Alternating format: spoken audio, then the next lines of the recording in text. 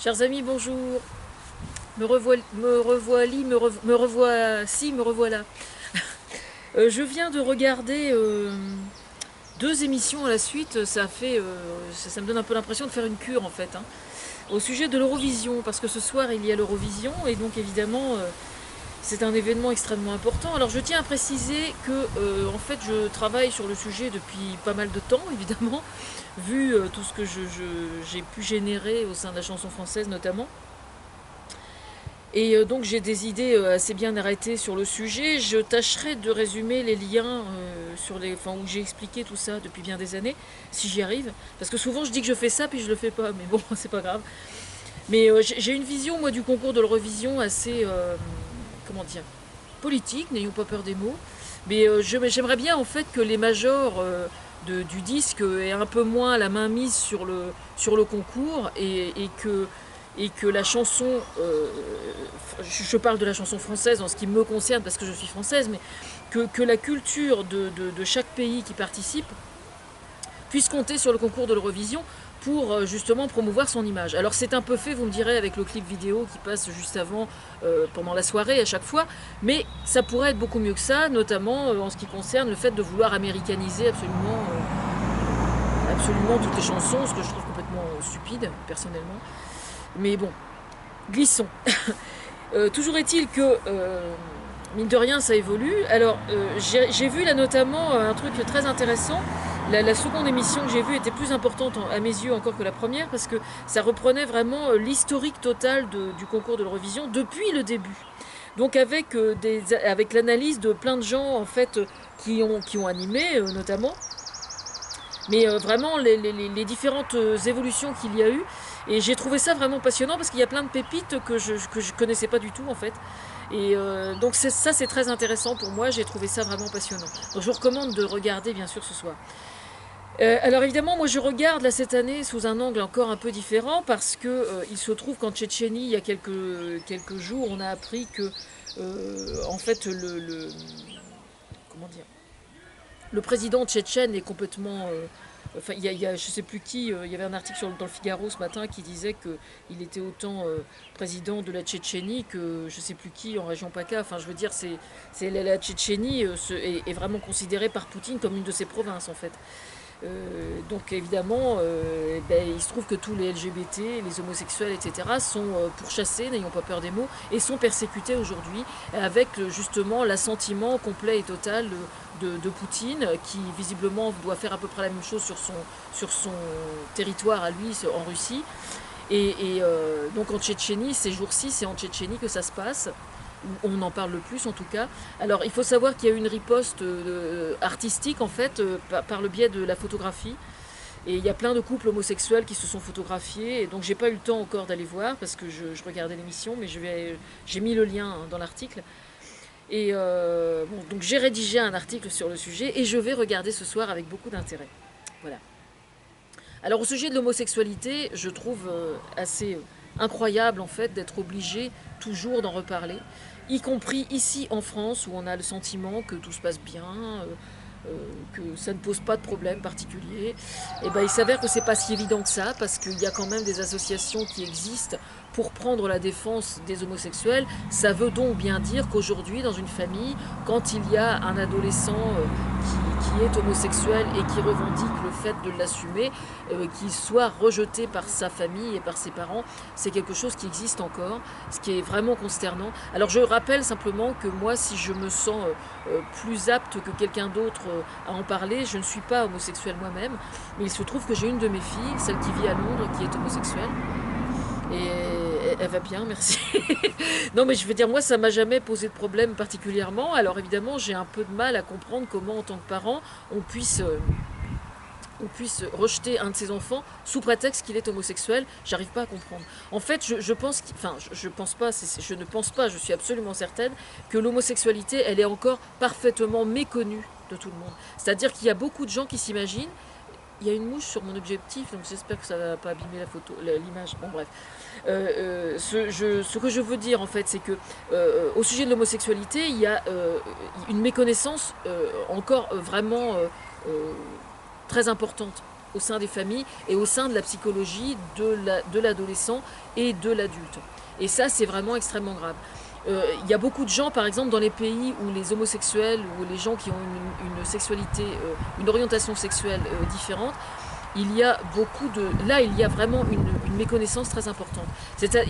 Beaucoup de gens s'imaginent, par exemple, que les homosexuels choisissent d'être homosexuels par opposition aux parents, ou pour faire chier les parents, ou pour se démarquer de sa culture, ou c'est-à-dire comme si c'était une posture qu'on adopte pour, comment dire, pour adhérer à un groupe, par exemple, pour adhérer à un courant intellectuel, etc. C'est pas du tout de ça dont il est question quand on est homosexuel, justement. Mais ça n'a rien à voir. Rien à voir. Ça veut dire tout simplement qu'au moment de l'adolescence, ou quelquefois ça se passe un peu plus tard, ça dépend, on réalise que quand on se trouve dans la situation entre guillemets normale, et qu'on se trouve en présence de personnes du sexe opposé, on ne ressent absolument aucun désir sexuel. C'est ça en fait la vérité. Donc évidemment, à partir du moment où on sort entre copains, et puis qu'on réalise que le copain il tombe amoureux d'une fille, l'autre copain il tombe amoureux d'une fille, puis l'autre copain il a trouvé que telle fille elle était pas mal, et puis la copine en question, la copine, ah bah oui il y a une copine, elle est sympa la copine là, mais la copine elle tombe amoureuse d'un... Puis la personne, donc que ce soit un garçon que ce soit une fille c'est pareil, réalise qu'en fait il est beaucoup plus ému et son corps a une réaction, il ressent du désir envers les personnes du même sexe. Bon, à partir du moment où il constate ça, évidemment, il y a un malaise qui se crée. Parce qu'il se dit, je ne suis pas normal, qu'est-ce qui se passe, hein? Et c'est là que réside le problème. Ça n'est pas une maladie, c'est juste une orientation sexuelle différente. Ensuite, une fois qu'on constate ça, évidemment, au fur et à mesure que le temps passe, on s'aperçoit que ça se confirme. Et à partir du moment où ça se confirme, ça veut dire que c'est quelque chose qu'il va falloir apprendre à gérer. Et là, selon qu'on le gère ou qu'on ne le gère pas, selon qu'on choisit de l'assumer ou de ne pas l'assumer, c'est là que se pose le problème. Alors évidemment, vous avez des gens dans les traditionalistes, etc., qui vont vous dire « Eh ben, il n'a qu'à pas assumer !» Ah bah oui, effectivement, on peut faire comme ça aussi. Hein. On peut aussi choisir de ne pas assumer et puis de faire comme si on était hétérosexuel. On peut faire ça, effectivement. Ça se passe très très mal, hein, à chaque fois. Dans l'histoire, partout dans l'histoire, on sait que quelqu'un qui est homosexuel et qui est refoulé, et qui a choisi de ne pas assumer son homosexualité, c'est quelqu'un qui en couple sera malheureux, même s'il arrive à avoir des relations sexuelles avec quelqu'un de l'autre sexe, et qu'il se cache à lui-même la vérité de la nature de sa relation, comment dire, de sa relation à l'autre sexe, qui n'est que de l'amitié donc, et que son désir profond, il est envers les personnes du même sexe, c'est quelqu'un qui sera très malheureux. Ça, c'est certain. On connaît tous des cas comme ça. D'ailleurs, quand les gens vivent un divorce, il arrive quelquefois que, de toute façon, quelqu'un qui est homosexuel et puis qui choisit de ne pas l'assumer, c'est quelqu'un qui sera toujours malheureux et qui va finir par faire une dépression assez rapidement. Ça se produit toujours. Hein. Voilà, c'est comme ça. Alors quelquefois, ça va au point que il va faire une dépression effectivement et il choisira toujours de ne pas assumer. Et puis voilà, ça va se terminer à l'HP. Il va prendre beaucoup de médicaments et puis il va refuser de voir le psy. Et puis il va toujours très mal s'entendre avec ses enfants parce que ses enfants ils voient clair. Et puis comme il n'assume pas, évidemment, ça se passe très mal avec les enfants. Voilà, c'est toujours le mauvais choix de ne pas l'assumer. Maintenant, je reconnais que pour certains, c'est difficile parce qu'ils sont dans une famille dont ils sont absolument persuadés que ça se passera mal. On appelle ça le coming out. Hein. Bon. À partir du moment où ça arrive dans une famille où on sait que l'ouverture d'esprit n'est pas là, c'est un vrai problème. Voilà. Alors, ça n'est pas... Quelqu'un ne choisit pas d'assumer son homosexualité dans le but de faire chier ses parents. Surtout pas. C'est comme ça. Voilà. Hein. Vous naissez avec la peau blanche, vous naissez avec la peau blanche. Bon. Vous auriez pu naître dans un autre pays avec la peau noire. Hein. Vous auriez pu naître dans un pays qui est en guerre, et puis peut-être que votre père ou votre mère va vous emmener par la main pour fuir, pour pas mourir. On ne choisit pas l'endroit où on est. Et bien on ne choisit pas davantage son orientation sexuelle. Voilà, c'est comme ça. Et il faut faire avec. Je trouve ça incroyable, en fait, qu'on en soit encore à stigmatiser les gens sur leur orientation sexuelle. Je n'arrive pas à comprendre, quoi. J'arrive pas à comprendre parce que bah, c'est vrai que moi je suis, enfin son père et moi nous sommes les parents de notre fille. Nous, ça nous a jamais posé de problème parce que moi, alors je vais quand même vous raconter comment ça s'était passé quand on l'avait appris. Elle était partie à Londres parce qu'en fait, elle pensait que ce serait plus facile à assumer en dehors de notre culture hein, et de notre pays. À mon avis, ça prête à interprétation, mais bon, c'est pas très important. Donc elle est partie à Londres. Et puis là-bas, elle s'est installée, elle s'est mise en couple, enfin elle vivait avec une autre fille. Et puis elle me dit au téléphone un soir, elle me dit mais tu sais je suis avec elle. Alors moi je lui dis t'es avec elle? Oui d'accord t'es avec elle. Elle dit non mais maman je suis avec elle. Est-ce que tu comprends ce que je suis en train de te dire? Alors là évidemment Bloom ça m'a quand même, je l'ai pris en pleine tronche quand même hein. Mais bon j'ai mis 3 minutes.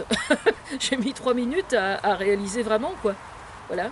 Et puis le soir dans le lit quand je me suis couchée avec mon mari, eh ben je lui ai dit tu sais bip bip, m'a dit que, et là mon mari consterné, comme si le ciel lui tombait sur la tête, et il me dit mais qu'est-ce qu'on va faire? Qu'est-ce qu'on va faire? Et j'ai tout de suite trouvé la solution. Je lui dis ben on va faire rien du tout.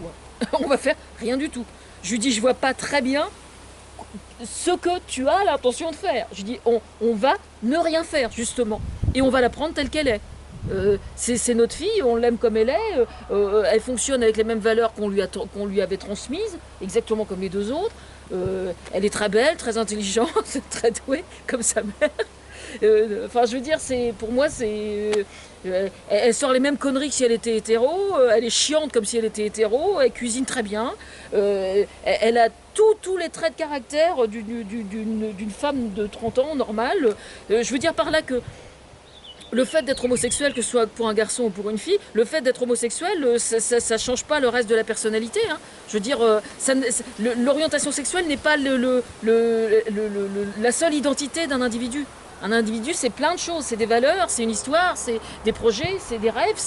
L'orientation sexuelle, ça n'est qu'une partie. Hein. C'est pas la totalité du caractère d'une personne. Voilà, c'est tout ce que j'ai à dire pour aujourd'hui sur le sujet.